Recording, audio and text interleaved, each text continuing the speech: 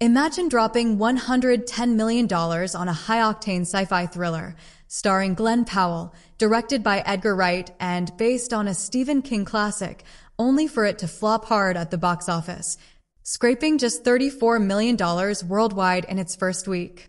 Yes, that's the brutal reality of the Running Man of 2025. And today, we're diving deep, like what exactly went wrong with this dystopian disaster.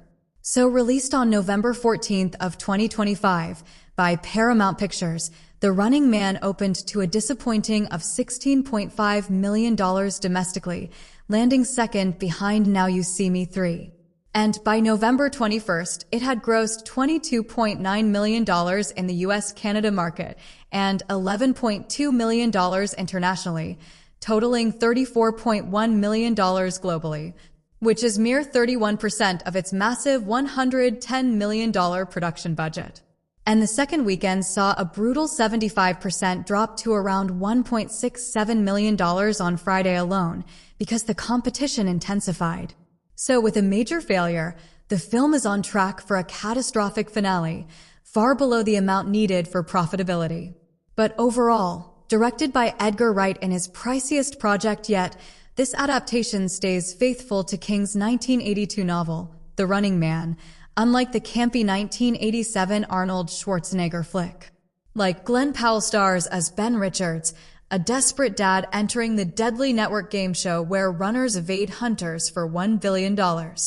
And co-stars include Josh Brolin as producer Dan Killian, Lee Pace as Hunter Chief Evan McCone, and a solid ensemble with William H. Macy, Michael Cera, and Emilia Jones. So filmed in the UK, Glasgow, and Bulgaria from November 2024 to March 2025, it boasts slick action, Stephen Price's score, and ILM visuals, but clocks in at a bloated 2 hours 13 minutes runtime. And critics gave it mixed marks, like 65% on Rotten Tomatoes and 56% on Metacritic, saying it doesn't live up to Wright's high bar. Also, some hailed the action and Powell's charm, but many slammed the pacing, muddled tone, and convoluted third act that undercut its dystopian bite. But as usual, audiences were kind, like 82% Rotten Tomatoes and some overratings. Well, fans praised its book accuracy and thrills, but Reddit gripes highlighted a lack of Wright's signature style, like there's bland villains and tonal whiplash between serious drama and action. But this movie became a failure because of some major reasons, like a $110 million price tag for an R-rated sci-fi actioner was reckless, because there is no horror hook, and proven IP blockbuster potential, and Wright's biggest film ever. I can say that if it was pre-pandemic, then it might have scraped by, but in 2025's picky market, it needed family appeal or IP magic to hit $300 million mark.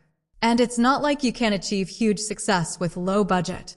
Then the release date is bad, because opening against Now You See Me 3 stole screens and audiences who are craving lighter fare. And Wicked for Good looming this weekend promises further drops, losing more IMAX slots fast. And stuck between the novel's grim satire and 87's cheesy fun, it feels earnest yet preachy, like slow pacing kills momentum, final act bloats with resets, and villains lack the dark personality. Actually, trailers hyped the action, but undersold the bleak dystopia, like Glen Powell's rising star couldn't carry and proven IP.